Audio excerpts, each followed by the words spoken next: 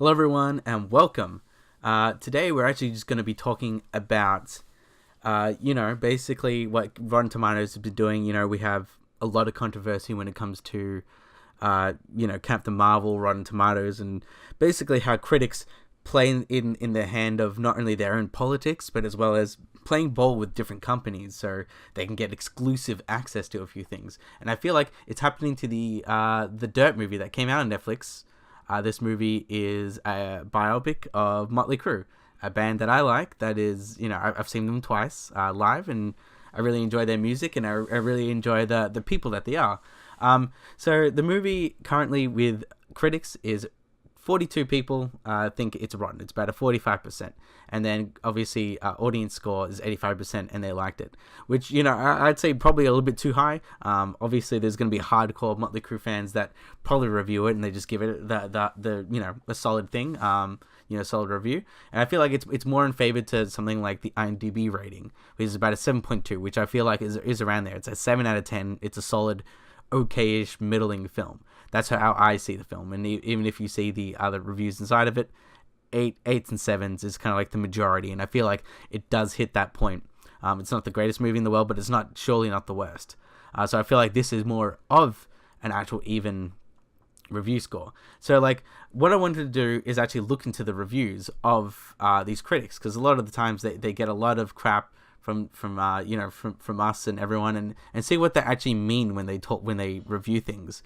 I've been saying this for a while now, even all the way back when I did a really crappy video of Batman v Superman. Whether I like the movie or not, a lot of people criticized it for just being not funny enough and way too dark and takes itself way too serious. And that was grounds to give it a bad review. So what I'm going to do is just kind of look at some of the rotten reviews here and see what what they're saying really. So Keith from Hollywood Reporter, none of it adds up much to beyond painting the band, despite often repelling bad behavior in a flattering light. So basically just reporting that, repelling bad behavior and putting it in a positive light. And you'll see a lot of occurrences in this in these reviews is that in the 80s was a different time. The 80s was very much sex, drugs, and rock and roll, and it is one big cliche. And basically, if you read the the book this is based off, The Dirt, you'll see that Motley Crue had a hardcore freaking life when they were in the band, and they were freaking going crazy, parties all the time, and they really did encompass the sex, drugs, and rock and roll.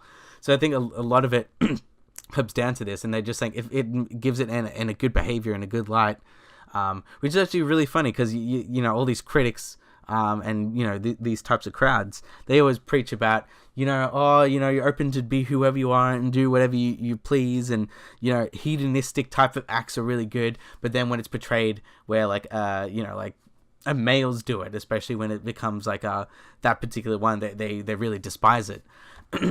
So this one's just kind of like just bland, whatever, failing from actual humanity. So it's basically been like, this is hedonistic, which is just as I was mentioning before. From Lorraine Alley from Los Angeles Times, it is as if the film arrived of the streaming service in a bubble, unaware that the culture has moved on from Netflix is brimming with content written, directed, and starring strong women. That's nothing got to do with the film. And I think what I'm going to talk about mostly is these criticisms are outside of the film's actual criticisms themselves. Lorraine's just pissed off that this film is not into the 2019 wokeness of her agenda and what she actually wants for her movies and things like that. So she's complaining that Netflix gave this platform, this movie to straight white men, for example, but and created probably in this type of retrospect, but it's like we shouldn't glorify them. All this, there's so much better content out there that's written by strong women and starring strong women. It's such a weird criticism that you gotta look at the whole market and be like, this is a bad movie, and let me tell you why. It's not because of the movie itself.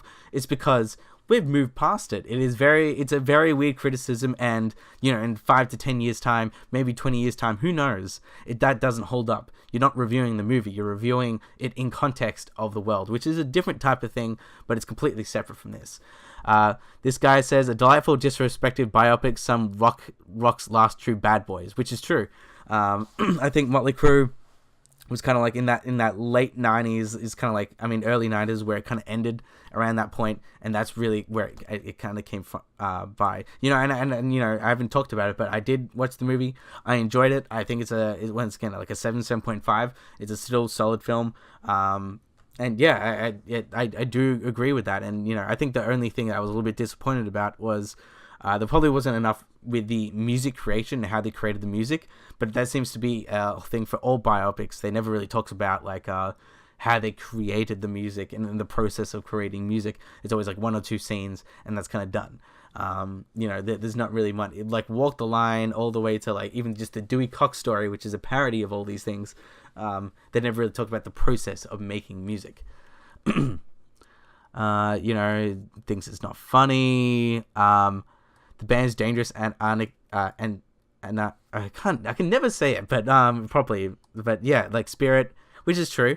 It is good that way. And I actually read some reviews as well where they say this isn't as brutal enough, because the novel that this is based off, it is quite brutal in well, not really brutal, but you say it's pretty disgusting in a sense, and it very shows who Motley Crue were and what they did at that time. And I think this one sugar-coated it a bit. Fetishizes moments inspired by substance. It's positive. Some good stuff here. Like most biopics, The Dirt crams in so many events into a narrative, compromise the sense that these are real characters. Very true, very true. It does skip from segment to segment, especially in the times, but it does have to fit it in. I feel like it does need to focus on a particular story. Like I think it kind of does in a way. I think it more focuses on. Sorry. It morely focuses on the drummer, and I feel like, like we all know who he is. Not to name names, but actually it's actually a really funny story. They never in the biopic they never show him or talk about him dating Pamela Anderson, or like, the whole sex tape scandal. That's completely gone out of the film. I feel like that's a weird omission to have, but maybe it was a rights thing. I don't know. But like, maybe Tommy Lee said no, but I have no idea. No idea. So Joey Magnuson from Hollywood News, which I think I've heard that name before. I think people have talked about it in the community. It's juvenile, indifferently made, garish in the worst ways, and it just makes about every other biopic look better in comparison. So yeah, that's an okay criticism. Like it so far, there's no politics in that one. So let's just keep on going down. Bad behavior. Yeah. Cool. Tasteless celebration of rockstar cliches. I was mentioning before, Motley Crue is pretty much plays in the cliche rockstar life. Sex, drugs, and rock and roll, including the drug, like that middle third act thing where someone gets hooked on drugs. There's always a drama, and that's kind of criticism. That's criticism of the actual film, which is good to actually see instead of just saying, your own politics. This is why I can read between the lines when it comes to these reviews. More like half karaoke crew, okay. The danger, okay. This guy, Spencer. Okay, I'm not going to say anyone's last name. Spencer from The Atlantic. The danger of a document like The Dirt is in showing pig-headedness as not only fun and cool, but also element inexplicable and unstoppable. Boys will be boys. See, like, clearly this person has a thing where like they're definitely very much of the Me Too era. They're very much like that's still in their heads, and they can't have these types of films where it's like this is what men used to be like. Like, and it's not even all men. It was just the rock star men, where women were actually throwing themselves on these women. These guys. So it's not like men are to blame for them. It's just girls were like that, and they still are like that.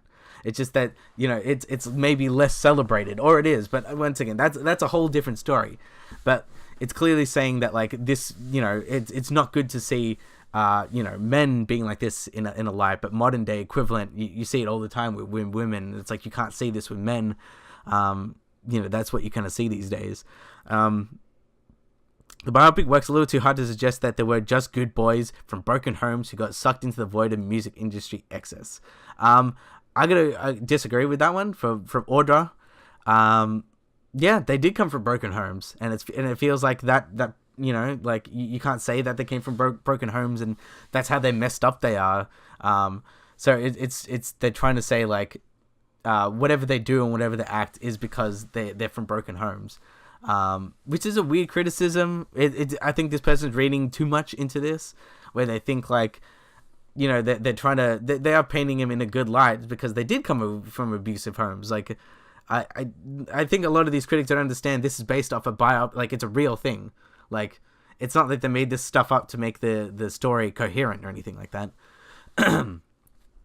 Rock biopics often struggle with the part after the party's over, but the dirt becomes usually adrift at times. You can't tell what decade you are supposed to be watching. I think I read that one before. That's very true. Music. You can listen to Dr. Feelgood for 2 hours. I'm fine with that. That's a good song. Here's another one. Nick Rogers. It's no surprise that the dirt is more #WeCrew than #MeToo, but it starts as any controversial exploits that threaten to pop the balloon of fun. For its faithful depictions of the crew lifestyle, it winds up in the same old situation. So this person somewhat knows about Motley Crue, but he's clearly hampered on the modern day politics world that he can't review the movie properly. That he has to put 2019 standards into a thing that was in the 80s. Like, we have to rewrite history now. Like, we can't talk about, like, whatever it was like in the past. So basically, we've lived in this type of 2019 woke world forever, basically. That's what this guy's basically trying to say. If you have a film that's set in a certain time period and people acted a certain different way, we can't have that. This is what that guy's saying. Netflix The Dirt has all the sensationalist sex, drugs, and rock and roll of Motley Crue, but little heart despises its attempt to humanize the band. Once again, humanizing the band. This stuff really happened to them. You maybe you're supposed to feel bad for the other people, but there's so many other movies where you don't sympathize for other people and who they are and their struggles. I feel like this person didn't like. I probably have to read in their review in Screen Rant, but clearly this person, I feel like, didn't like the movie purely because of the whole sex, drugs, and rock and roll is so glamorized, and it's such a particular lifestyle that he doesn't like it. That he basically he's basically just being like, hey, this is bad, guys. Like, I can't watch it because it's trying to the relationship doesn't work for him. So I feel like his review is non-sound, but I definitely have to read it if he probably says any type of thing in that particular way, especially modern politics stuff. Falls into tropes, yes it does. The Dirt is a bad movie but without its pleasures, but isn't without its pleasures, so like that's probably like a 2.5 for the person to choose rotten. Vanity Project, it's been going on for a while. Like I think they try to shop it around for a few studios and like a few bigger studios as well, but clearly they didn't get the stars, and then they went straight to Netflix. So, but then again, it's not as bad of a bad thing these days. So we got this review here from Sean. The Dirt contains workman-like recreations of rockstar excess and little substance. So the words workman-like is very specific. So it's basically him saying people who work at offices, like blue-collar workers, this is what they believe rock stars are, and how they deal with all this stuff. Like, they're women throwing them all over, which was true, by the way. So it's not made up from him. But basically what he's saying is, like, this is a fantasy. This never happened, and especially in 2019 standards, we can't have workman-like recreations of rockstar excesses here. Now, a really smart thing, I was talking before with the David guy, and I was looking at his review, and I kind of skimmed it. He's talking about some stuff, very much comparing it to Bohemian Rhapsody, which is it's fair. It came around, they're only 6 months apart, just around that time. So I just kind of read it, and then you get to this point, and it's like, I think we talked about before that this guy, here he doesn't talk about the social justice politics type of stuff over here. He just talks about it's just adrift, and you don't know what you're watching. But then when you actually read the review here, it says, especially this particular paragraph, It was a different time. Misogyny was cool, and STDs apparently haven't been invented yet. In fact, boys will be boys, women will be toys. Mentality, Proverbs' most believable period detail is often seen as almost of the budget was spent digitally removing Machine Gun Kelly's tattoos.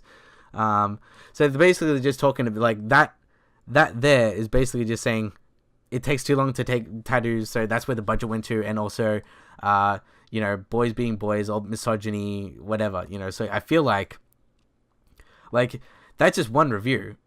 So it's clear, like, that, like, we have to get on top of this, where in essence that, he doesn't say anything about remotely political or woke in this little paragraph here, because I think they get to choose what they want to say. But clearly he didn't put that one in. And certain people who are too woke, you would say, just put it up there because they know this is the place that people are going to read this stuff. So, like, who knows? Maybe in the future we have to look at all the actual reviews themselves. But then again, it gives them clicks, so who knows? But, like, there's definitely hidden stuff inside the review, and you'll never know.